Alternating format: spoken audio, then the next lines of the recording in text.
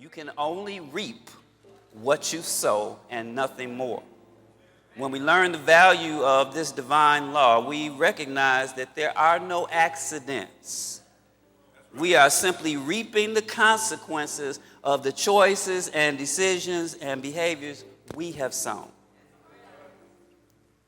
One of my favorite old hymns says, you can build great cathedrals, large or small. You can build skyscrapers, grand and tall.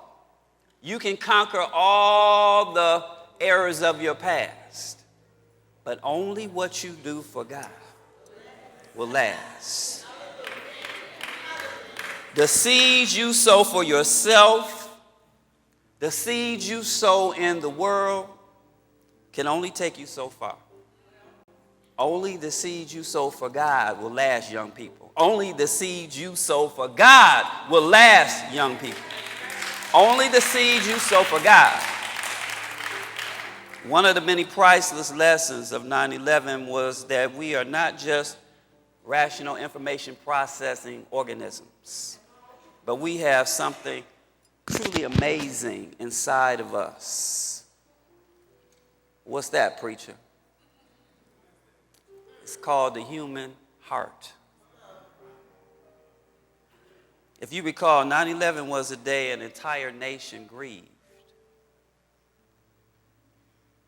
What are you talking about, preacher? I'm saying that 9/11 held a powerful message from the heart. Let me tell you something about this muscle we call the heart.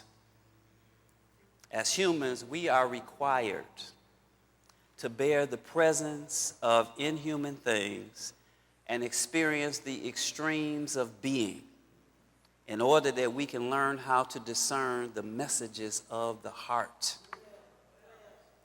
Although the heart is located in the center of the body, away from the head or the rational center, the heart can see and has its own sense of perception, purpose, and direction. Your heart's eye was opened even before you were born. The eye of your heart was opened before your birth. It was the pain of childbirth that closed the eye of your heart.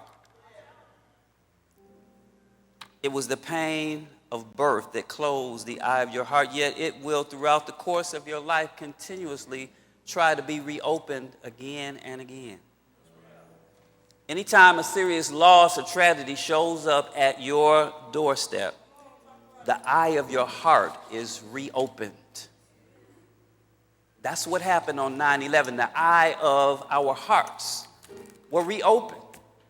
9/11 cracked open the heart of America.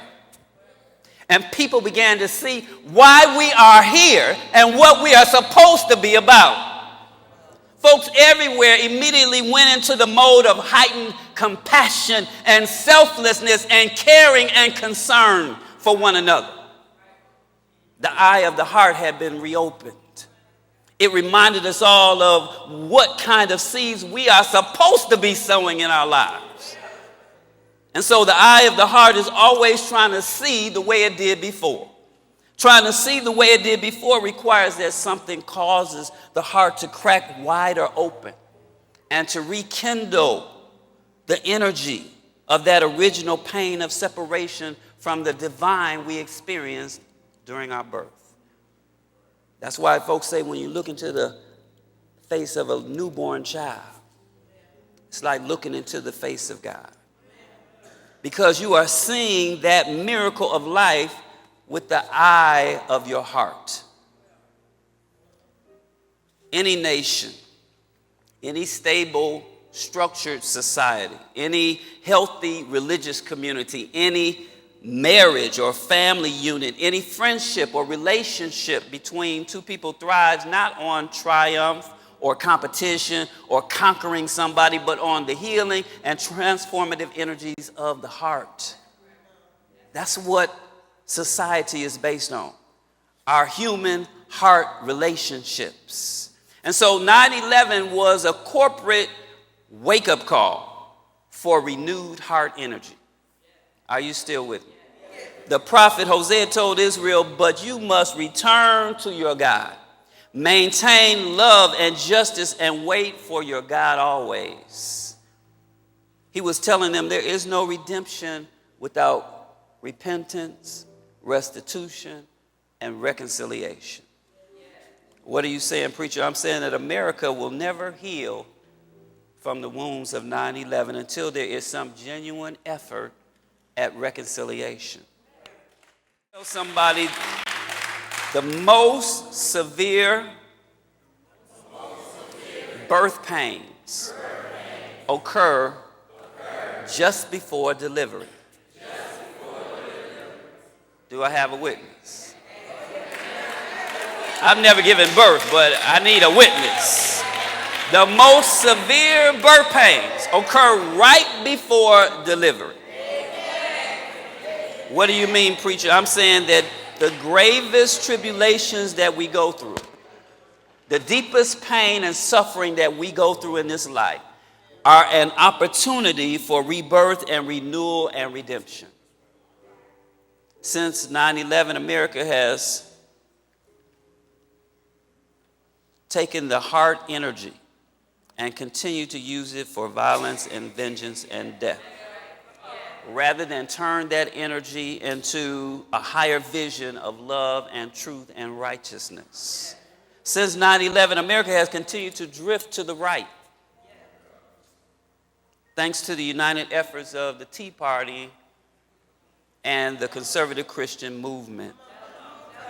America's moral, social, and spiritual decline continues 10 years later to escalate at a frightening pace. While America is still dead set on being the global police force for the planet. But there's a huge price to pay for those seeds that are being sown. For a society that neglects its own needs and problems and issues. The old saints had a saying, you ought to sweep around your own front door before you try to sweep around mine. 9/11 shattered the deeply set American illusion of this country being an indisputable, untouchable superpower in a land of abundance and peace and prosperity, in the so-called land of the free and the home of the brave. Very few Americans remember that on September the 10th, the day before the devastation took place, truce talks between the Israelis and the Palestinians were set to begin. It was supposed to be a pseudo act of reconciliation. But you see, in a largely Christian culture of twisted values, reconciliation means that one side has all the power and the other side must reconcile to them. But a true reconciliation cannot take place until there's a clear understanding that error lays on both sides of the fence. Not just on one side, but on both sides. Throughout the Bible, it's clear that reconciling with our enemies is a precondition to reconciling with God. Did not Jesus say in Matthew 5:23, if you are offering your gift at the altar and there remember that your brother has something against you, leave your gift there before the altar and go first and be reconciled with your brother, and then come and offer your gift to God. Sometimes Christians forget that we are called to be an example for others. We are called to model for others what it means to be the people of God. We are called to set a higher standard and to represent divine will in the world. Here's a little known fact, especially among the most intelligent nation on the planet. It's much easier and much, much, much cheaper to try and reconcile with your enemies than to try to conquer them and destroy them. I came to tell somebody today it's never too late to seek redemption. It's never too late to make amends and to seek absolution. It's never too late to sow some good seeds in order that you can reap a more productive and fruitful harvest in your life.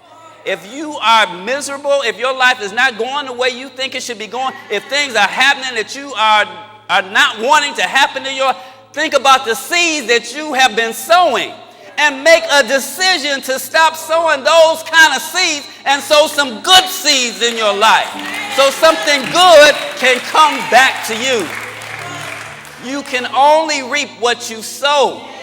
Stop pointing the finger out there and look at yourself. Look at yourself. You can only reap what you sow.